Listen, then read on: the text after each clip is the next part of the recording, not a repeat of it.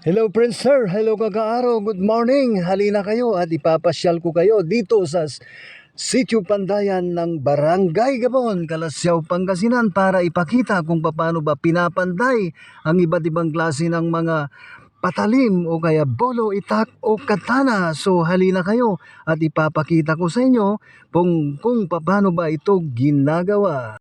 Ito nga pala yung itak na inilaban sa Guinness Book of Record, ang matabya. Ito ang mga flat bar na pinuputol depende sa haba ng patalim na gagawin.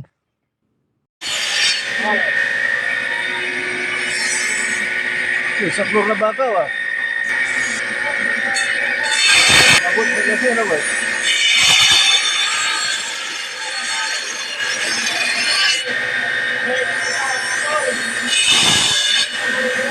At ang pala, i-grind nyo nitan. Kaya ano nalinisan, at may pinarila nyo lang. Sa nyo inasingsing, tigito nyo lang yung gagawin ko yun. Nalapod, balwala kikina Bayag na. Bayag lang, nasama lang. Talagang trabaho yun lang yan. Basic lang, tatrabaho ng pagkayan. Agbe, grade 6 yun Sinatulay yung pambilay na pamilya yun, kuhan, Diyan sa'yo agawan nyo mo tayo, pigara mo tayo. Plus ka manggawa, si Kato, Pinag-grade. Oo. Quality.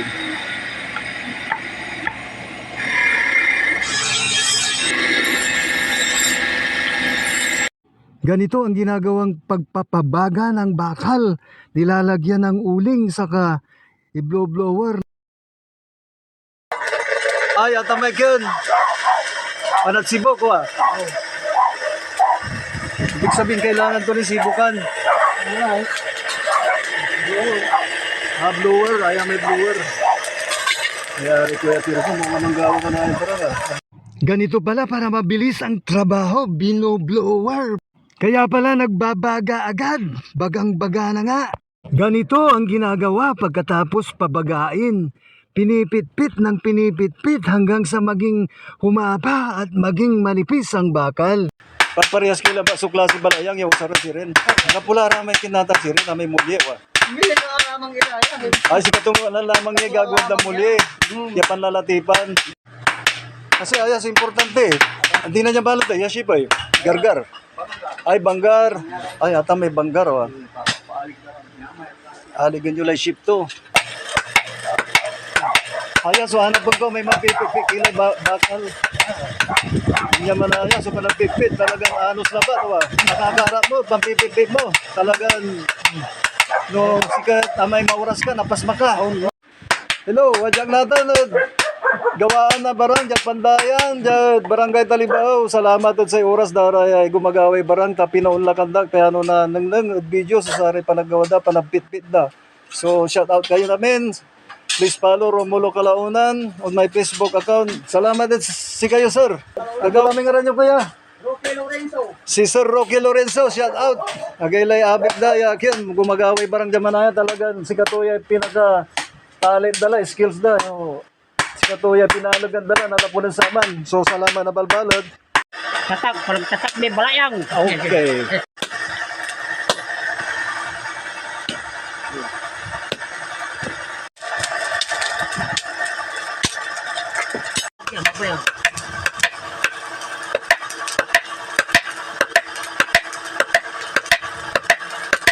Gila mo. Ang tulaming nga ranyo, kang kukuman. Terso. Kalaunan. Lorenzo. So sa Kalaunan si Mother yo. Sa kakanayan tayo manaya, si Romulo Kalaunan niya. So Kuya Terso, pigito nyo lang natin. 61. Then may nanumpisa kayo mampanday, pigito nyo sa aman 18. Dirso. Okay, as baru wala kikila to. Oh. So kumusta yung pamilya yo? Pigara anak yo? Bali Limara. Tayo natin may sakay. Kumusta mo? So pagpabahalag yun si Kare, wala lara asumpal o manuurong nira o asumpalarat kolehiyo o provincial lara natin?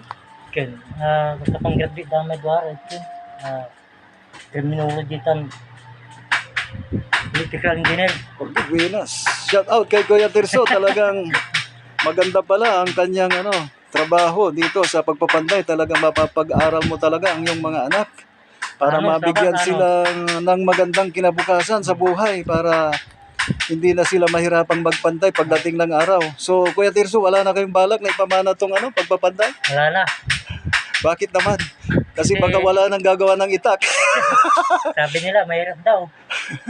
Kaya mainit daw at trabaho. Sa bagay, mainit. So, nasubukan nyo na kung gaano ang kahirapan na nararanasan nyo sa paggawa ng pagpapanday ng mga ganitong itak o ano bang klase ng pinipit-pit. So, ayaw nyo na talaga ipamana. So, shout out sa iyo, Kuya Tirso. Isa kang inspirasyon at isa kang huwaran sa pagpapalaki ng iyong mga anak. Mabibigyan mo sila ng magandang buhay talaga sa mga ginagawa mo dahil maanos ka talaga, Kuya Tirso. Salamat na balbalag. Ano? Shout out Romulo Calaunan, kanyo. Shout out, Romulo Calaunan. Please follow. Please follow. Okay, salamat. Hello, shout out, Romulo Calaunan. Facebook account. Thank you sa inyong lahat. Salamat at sa oras yun. Pinagbigyan nyo kat sa pan-interview ko sa iyo. Tansaray video. Video natan. Salamat na balbalag. Hello, good morning. Ang pandayan sa Barangay Talibaw at ang Barangay Gabon ay isa lang ang may-ari. Kaya nag-iisang kumpanya lang ito na nagpo-produce ng mga patalim dito sa Kalasyaw, Pangasinan. Magandang araw po sa inyong lahat. Nandito ako ngayon sa pandayan dito sa Barangay Gabon kung saan gusto ko sanang alamin kung paano ba ginagawa itong mga matatalim na itak. So, yung mulye na bakal talagang matibay yun. So yun yung ginagawa nila. At yung pinaka-handle na ginagamit nila. So ngayon ng kalabaw. Okay. So sa ngayon gusto kong interviewin si Kuya. Hello Kuya, kumusta? Anong pangalan niyo, sir? Jojo Ferrer. So taga rito kayo sa Kalasyaw din. Ano anak niyo, Kuya? Isa lang. Buti pa si Kuya. Isa lang kanyang anak. Pero dahil mayroon ang buhay noon. ay, ganun ba? Nag-family planning kayo? Kung para sa akin, 8 ang anak ko. So, hindi ako nag-family planning. Yung anak niyo pa, ano yan, nakapagtapos na rin ng pag-aaral? Tapos may extra rin. Itzarem. So, si Sir Jojo pala talagang huwarang ama. Talagang hindi niya pinapapabayaan ang kanyang pamilya. Maraming salamat po sa oras ni Sir Jojo. Talagang masipag si Sir Jojo. Siya ay isang huwaran na pwede natin siyang tularan at gawing inspirasyon sa ating buhay. Kahit na mahirap na trabaho, talagang tinitis niya. Mabigyan lamang ng kaginhawaan ang kanyang pamilya. Ito yung bagong gawang itak. Ito yung tapos na. At ito naman yung hawakan na yari sa sungay ng kalabaw. At ngayon, mabilis na ang paggawa dahil mayroon na itong grinder. Yung grinder na malaking bato. So, mabilis lang itong ginagawa at pinatatalim dahil sa grinder na yan.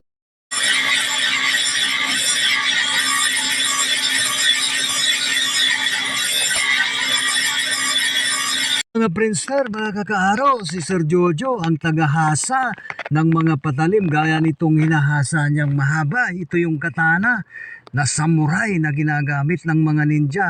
So ito yung mga collection items na sinasabi nila. So maganda ito dahil mahahaba at maganda talaga na pananggalang sa loob ng ating bahay. Ay, may blood bar ya walilok tumuli. Pero ay raya may souvenir items ba? Sampigi sa kimo to sayo ni lagway. Tuto. 2.5 na sa kayo wala bigol pero no diya mamura na eh. 1,000 kadura ba to? At ito naman yung ginagawang kaluban o suksukan ng katana. Ito yung tinatalian ng garter para maganda ang design. Di aya may istorya na sa managan. Diara mga alay ginamit dada may pelikula ng Panday. Si Braveheart. Ay si Braveheart. Pangamangkuman. Patinsan ko. Oh, di Inalig din. sikat may Braveheart, di ba? Mamay dyan Hollywood. Inalig din po sa Rubio. Ah, si Puso Rubio. Limadya. Limadya. Ang aliw. Kunwari. Ang aliw kunwari, yung tama na yung imbestigat tuloy panagawa. Ah. Ay, antutan mo tayo, talagang saray tutuon talaga. Mas gabay na masung kita, aliganda, Igawan day para paano dan antaan, paano gawad. Masikan-ken. Ito lang may tawag saya, sir? Katana. Habalang ko, ayaw mo usaran na ninja. Di ba sa ninja, Japan man?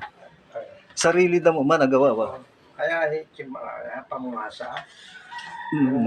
Mang-order ka sa More talaga. Bili to yan bilang so. Katana yun, sir, samurai? 700. 700. So, ibig sabihin, bali-bali, wali budget mo ng 1,000, Oh. Ay, balo tayo. Singa may gawin Musliman to. Ay, kintan. Medyo maglitan. Ay, may souvenir talaga, wa.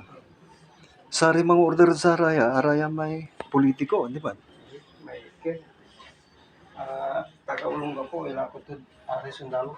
Ah, singa kinta, jungle knife na. Patindi, wa. Tapia. Matabya. Ay, may so klase barang yung matabya. Ini. Ganado. Ay, may ganado. Ay, sakay, ay. Badang. Badang. Ini. Paranyog. Paranyog. Ay, may balibalin. Pusaran, nasari manadlagoy buko Diyos. So, May ini. Ngara. agtila na nang dami dyan bilungat. So, salamat kuya sa oras.